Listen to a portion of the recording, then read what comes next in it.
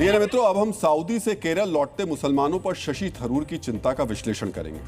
जो केरलम देश में सबसे शिक्षित राज्य के रूप में जाना जाता है, उसी केरलम में कट्टरता को लेकर कांग्रेस के सांसद शशि थरूर ने अपनी चिंता जताई है। सऊदी अरब से लौटे मुसलमानों को लेकर एक रिपोर्ट देखकर शशि थरूर चौंक गए हैं।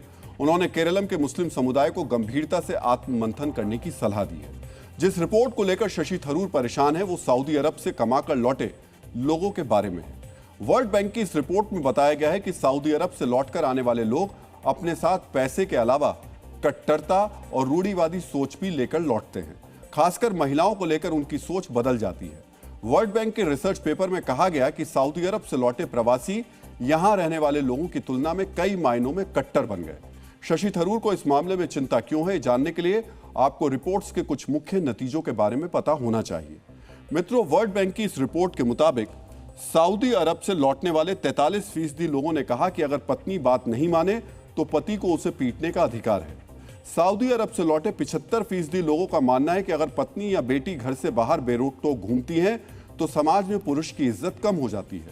सऊदी अरब से लौटे 85% लोगों का मानना था कि जो पुरुष अपनी पत्नी पर काबू नहीं रख पाता, समाज में उसकी इज्जत कम हो जाती है। जबकि 65% लोगों का मानना था कि घर में आखिरी फैसला पुरुष का ही होना चाहिए। सऊदी अरब से लौटे 53% लोगों का मानना था कि अगर अंधेरा होने के बाद कोई महिला या लड़की अकेले बाहर जाती है और उसके साथ छेड़छाड़ होती है तो इसके लिए वो खुद जिम्मेदार है। वहीं 70% सऊदी अरब से लौटे हुए लोगों का मानना था कि महिलाओं के कपड़े पुरुषों को गलत हरकत करने के लिए उकसाते हैं। इन सवालों के जवाब से आपको पता चल गया होगा कि महिलाओं को लेकर सऊदी अरब से लौटे ज्यादातर पुरुषों की सोच क्या है।